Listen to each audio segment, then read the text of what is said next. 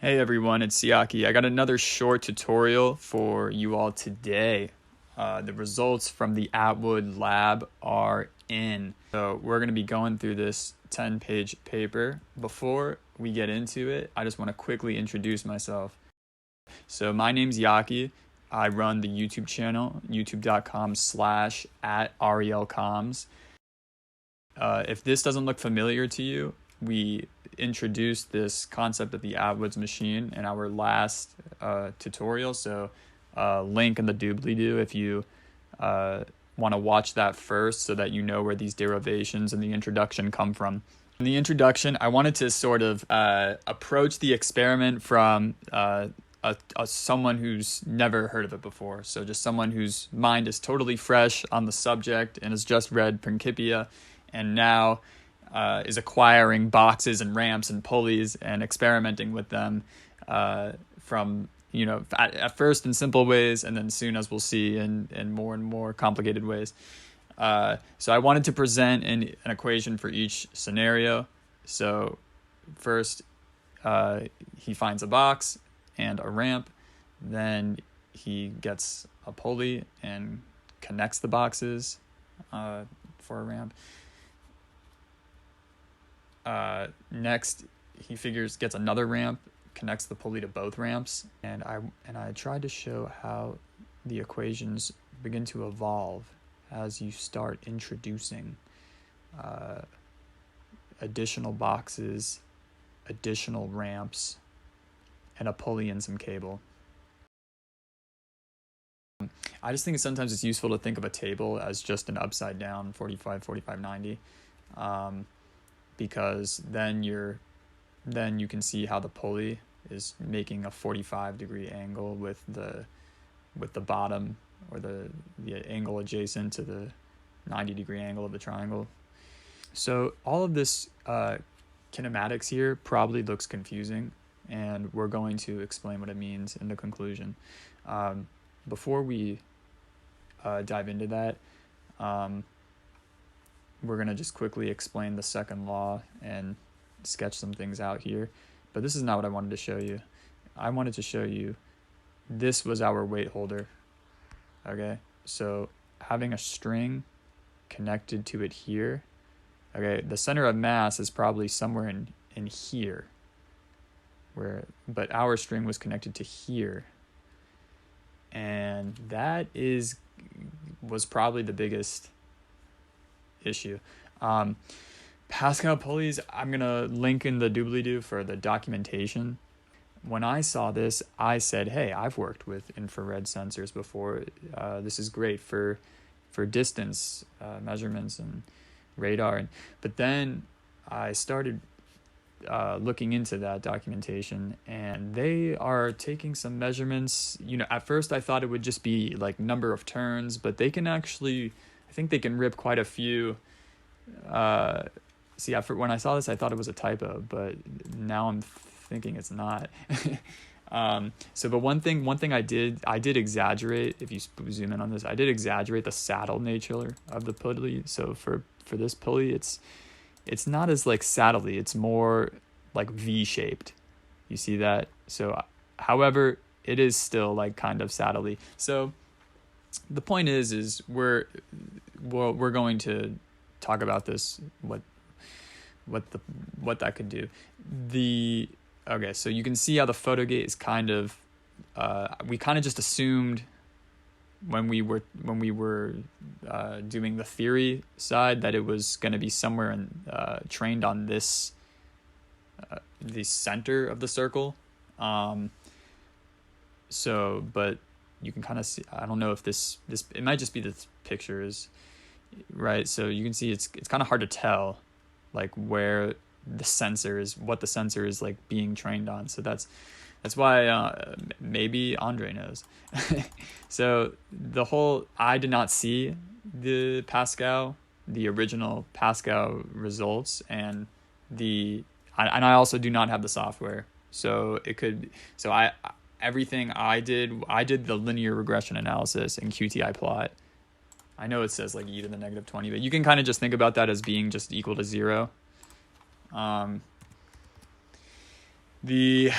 And by the way, I'm not really editing this anymore. This is final. I just I don't really think that typos are gonna make a huge impact on our grade.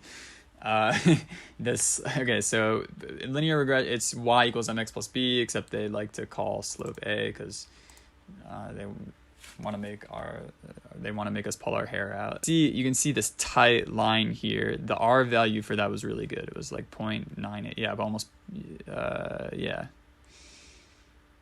almost 0.99. So and if you square it, I think it's even, actually no, it might not be. Okay, so anyway, it was a good R value anyway. So because both of these because both of our masses are accelerating due to gravity, the change in their position is still exponential. Okay, I think I said logarithmic. I'm not really, however, you can see how for what we basically generated was a graph, our line of best, this is basically our line of best fit.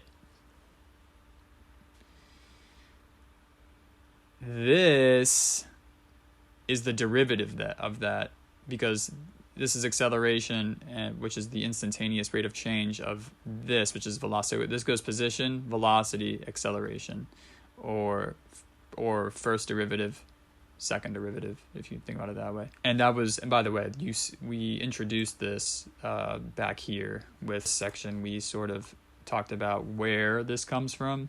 The conclusion, was kind of pushing the limits of my knowledge of theoretical physics, and it was essentially just trying to account for that y-intercept. Where does 0.12 come from? We had an equation for kinetic friction, or in my notes, that it was equal to the y-intercept times the difference of the masses. That was an idea that was thrown out in class, and I'm not really sure. Someone please tell me in the comments, elaborate for me where the professor got that equation from. But I can't really speak too confidently on this y-intercept because there are just too many confounding variables. But because both friction and tension are non-conservative forces, they're going to be dissipated radially. They're going to have energy diagrams that are, that you need a higher level of calculus to describe them. It's not in the scope of this project. I don't know if this was a kinematic idea for friction. That would be my recommendation for a future experiment, would be to replicate the experiment, change the diameter and the length of the string. You can do that. You can even, if you can't change the length of the string, and you can change the number of pulleys to do that also. Although then that's another variable you would want to control for.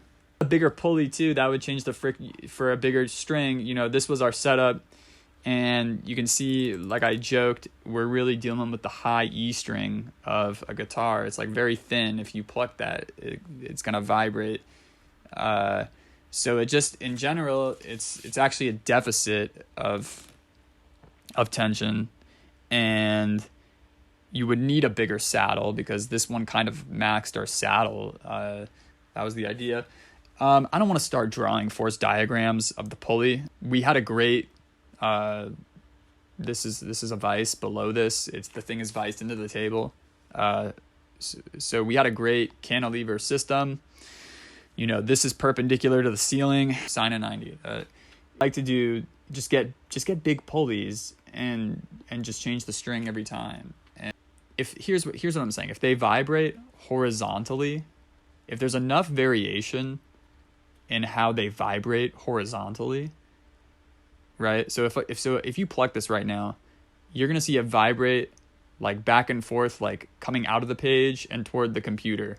So I'm saying if there's enough, and if there's enough variation in the vibration of the string, due to the diameter, if the string is not big enough for the pulley, and then it's sliding in the pulley, is that going to make more torsion? This is the weird mixer so this is H here. From here to here is, so this is the harmonic ratio, and this is Newton's ratio. Should we give them the sub? Yeah, there it is. These were 1/4 inch jacks. So I guess it's their mixer too. So the infrared sensor's digital, but it's using a 1/4 inch, which is not unusual. And that's all for today. Cheers, guys. Yalla bye.